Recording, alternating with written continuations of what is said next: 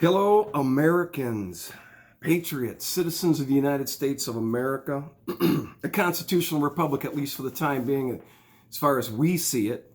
Others see it a little bit different. I welcome you. I thank you. I appreciate you spending time. Your time is valuable, and you're willing to spend a little bit of time listening to me. We got over 50 subscribers now. I hope that I can continue to provide value and a reason why you'd want to continue to listen. I got 5 points. I'm going to run through them real quick. Do you think it's odd?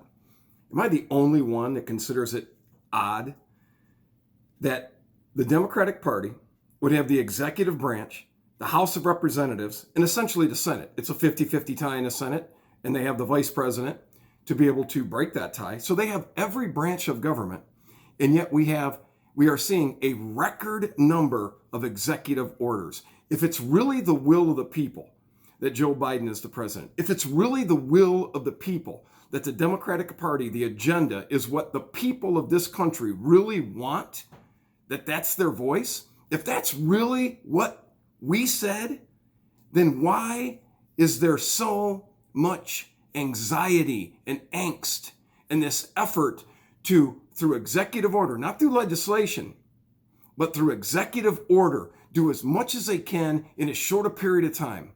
Does anybody else find that odd? Number two, where are the people? Where is the party of women's rights?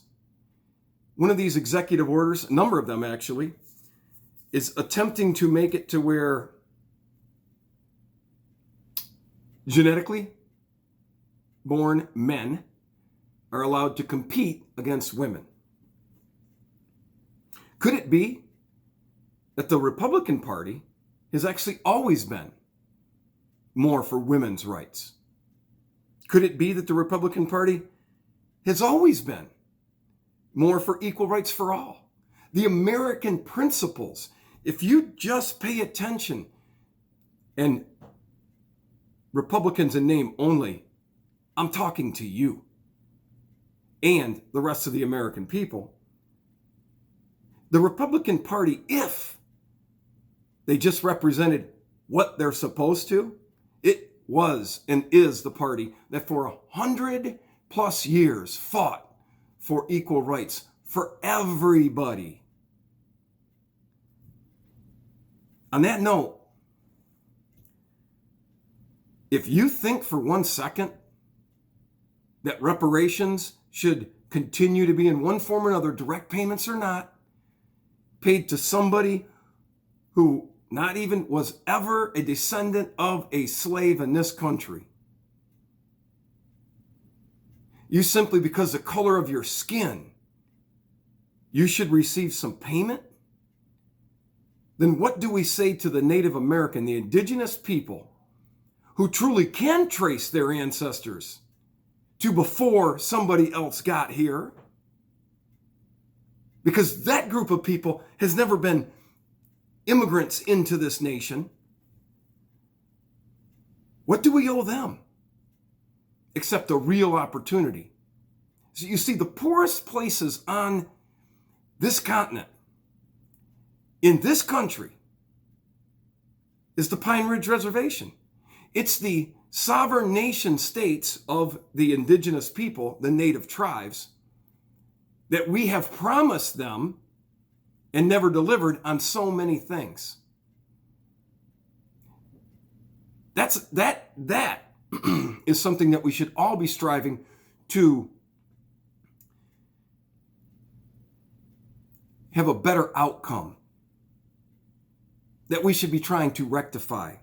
If you want an executive order or some piece of legislation for the vote, and I believe if Americans really looked at what we promised to do and didn't do, and we should go forward. Now, some people say, well, you let them have different opportunities. You let them build casinos when you don't let me build a casino. But those are steps in the right direction, I think. And I hope that each of the sovereign states of those Indian tribes, I hope that they are doing the right thing. And I hope that that we can be together, that each of these populations can be together working towards a better solution. Number 3, am I the only one that finds it odd that the FBI agent that forged and created and lied in an email that created the FISA abuse, 4 trips to the FISA court, cost our country millions of dollars, arguably cost the country some lives too, some citizens' lives. And free citizens were wrongfully imprisoned. I mean, and even when you did in Paul Manafort, it was for a discovery crime from taxes not paid a decade and a half ago.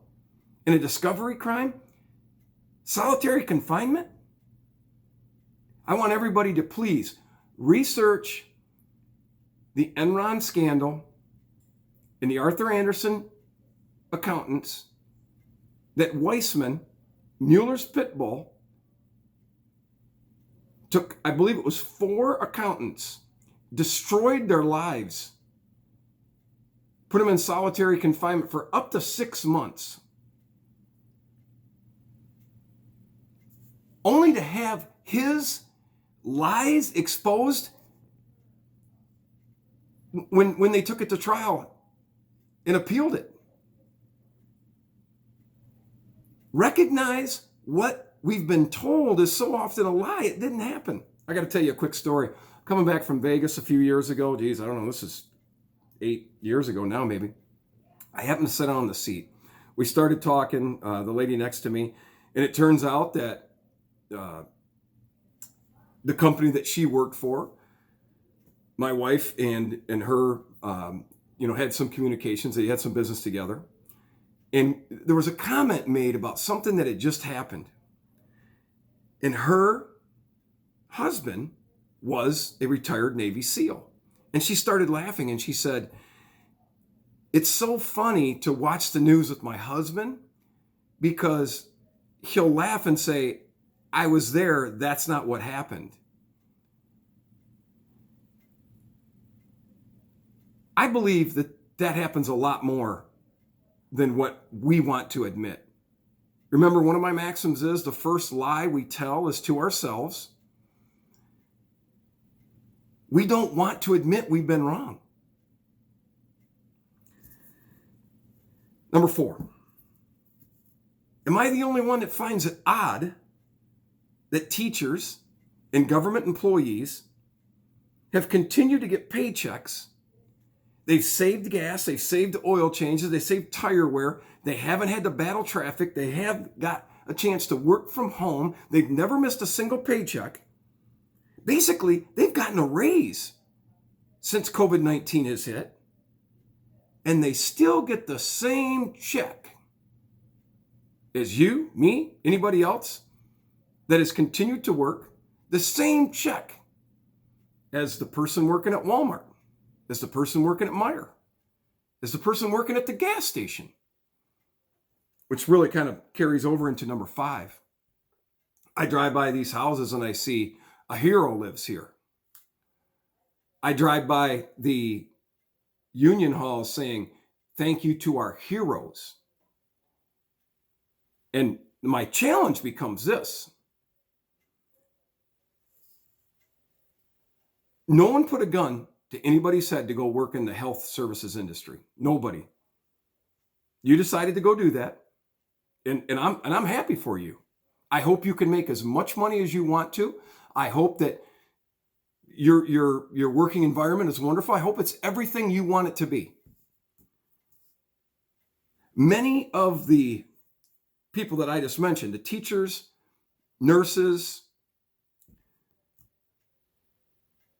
and union employees specifically in those sectors, seem to be the most unhappy people.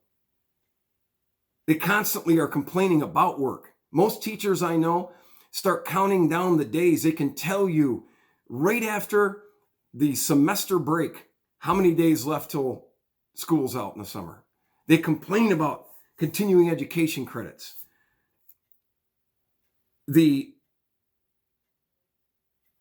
challenge for me is, if we're going to call these people a hero and not call the other people a hero, and actually, how disrespectful is that to a real hero? Who is a real hero? Somebody doing something not because they're getting paid. Somebody doing something because it's for an effort greater than themselves. And most of the time, because very few people are willing to do it. A real hero. I see those pictures of the men and women, first responders on 9/11, running to the destruction while many were running away. Again, disoriented, I understand. I wasn't there. I'm not being critical of the people that were disoriented. I'm not knowing what to do, where to go. And even think about it, the asbestos that's in the air. I look at those billowing dust clouds and I just think, wow, man, what a challenge that was. But what is a real hero? I believe we're being disrespectful to real heroes. People that are real heroes are fighting enemies, not like this enemy. This enemy is 99.99% non-deadly. Almost everything else is going to kill you. Not this. But a real hero stormed the beaches in Normandy, in Omaha. A real hero signed up for, like my Gramp and many others in the greatest generation ever. You see, we have become desensitized to what a real hero is. And so we're so eagerly willing to give it out to somebody else that is doing something that so many others would already do, and they're getting paid to do it.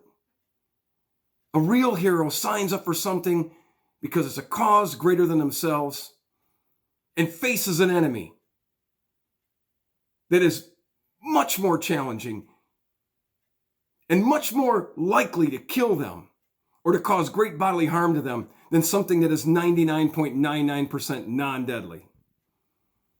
And even if you want to say, well, James, Detroit, you are being a little bit, the fact checker is going to get after you here. You're not being truthful, because in some age groups, this virus is actually 95% non-deadly. That means there's a 5% chance that you could die.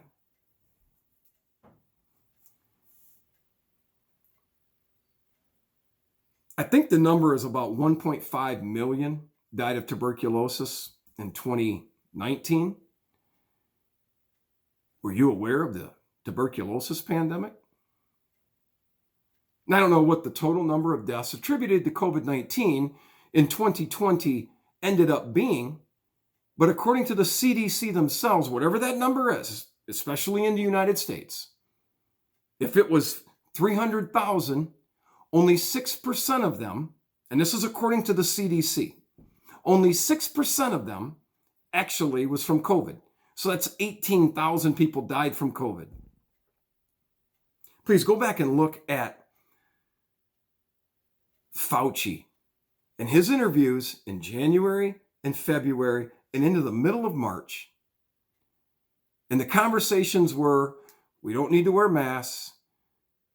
We don't need to worry about this virus. It's going to kill far less people than the flu. The flu for that season, according to Fauci's interviews, was going to be the worst flu on record for a long time.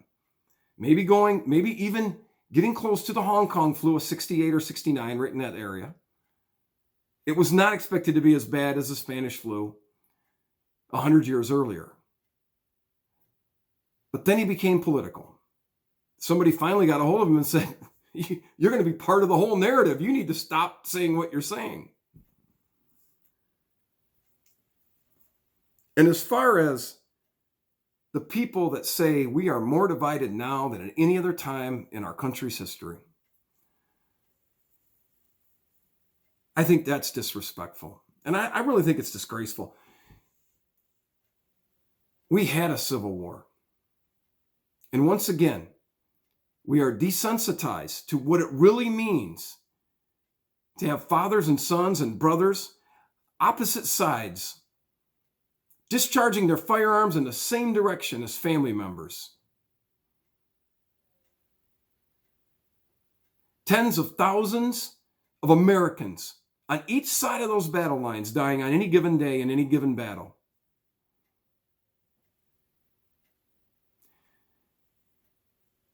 There's this thing about language, about what you say and how it matters. And words matter now. And everything I've just said in this video, somebody, certainly in my opinion, not an American, wants to say that this video would be considered treacherous, that it would be against democracy. I want you to think about that. If we were to even suggest that our First Amendment rights are being threatened, my response would actually be our First Amendment rights are being eroded at a pace similar to the banks of a river during a heavy flood. You can only hope that there are some trees, that there are some roots of real understanding of what our country is made of to hold the ground. I want to be part of that legacy. I am trying to bring as much truth as possible, but these things, okay, I keep thinking, am I the only one that thinks some of this stuff is odd? I hope I cause you to have a moment of enlightenment.